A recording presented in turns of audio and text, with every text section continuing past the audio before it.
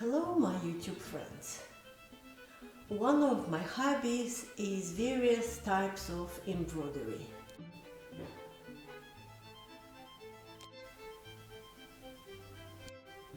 One day I will show you many more of my works. And this is cross stitch done by my mom. And it's more than 60 years old. All embroidery looks great when they are framed. I have two unframed work and this is one of them. This is mostly ribbon embroidery.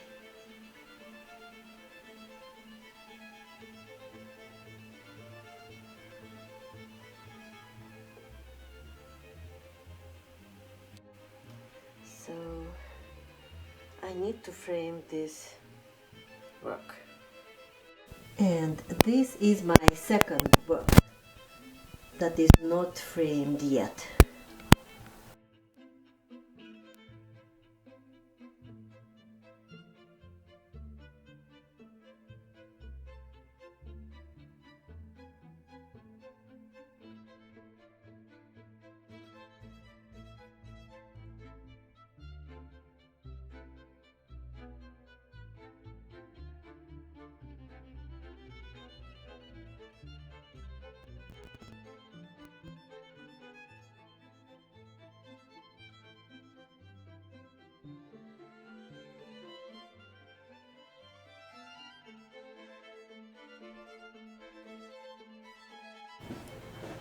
Right now I am at the craft store and choosing the framing materials for my first work.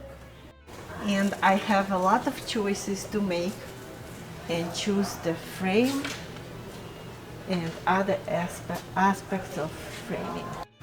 And Web is helping me.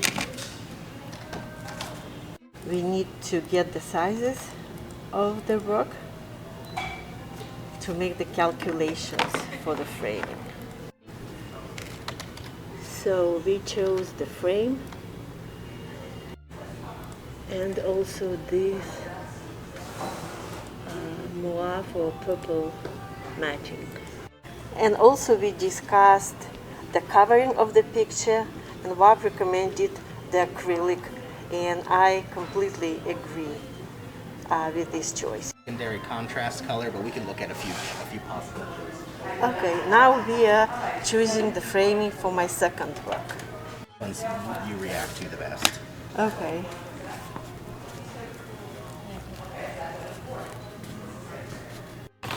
We are looking at these choices of matching and we have to decide.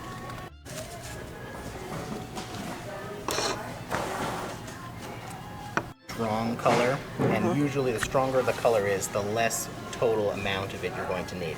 So it makes a nice impact to pop through, the same way as in the picture, the little buds of red are sticking through the large expanse of greenery.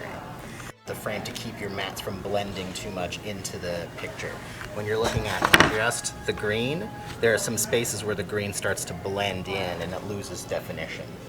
I see. So that's, you explained the choice of two colors. Yes, instead it doesn't of have one. to be red. It can be a lot of different choices, but since I look at the colors that are in your piece to start with, red seemed like it was a standout choice. And I believe that's an excellent point.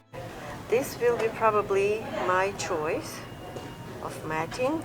And this is how this looks like on the computer. Mat up a little bit, which is going to give you a little added dimensionality, but more importantly, it's going to protect the artwork from being touched too firmly by the glass. Yes. And that'll preserve the shape of the flowers instead of pressing them. Thank you. The choices of the covering, acrylic or glass? So this is a much smaller piece, so your weight and breakage issues are less of a concern. I think because of the muted tones, you probably want to have a glare resistance, since your glare is going to do a lot to smash the colors together.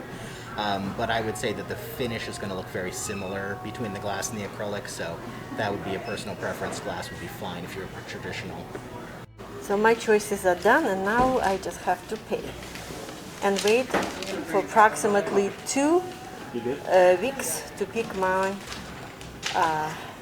products. At least the first picture is ready and I'm going to look at it.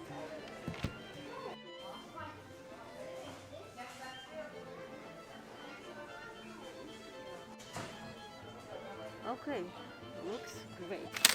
Now we are unpacking the second, the bigger work.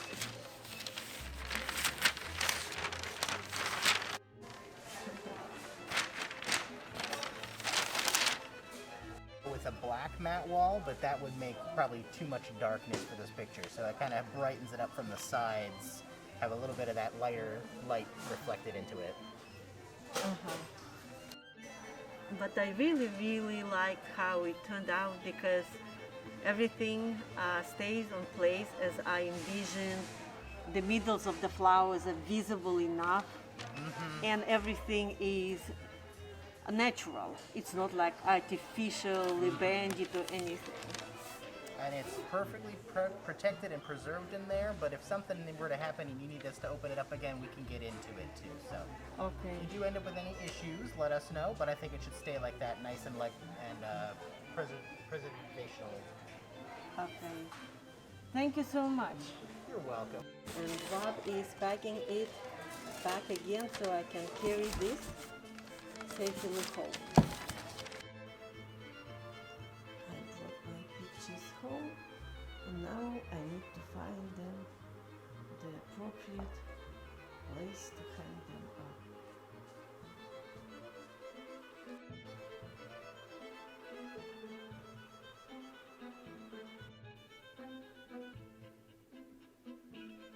My chandelier is reflecting in this picture, but that's okay.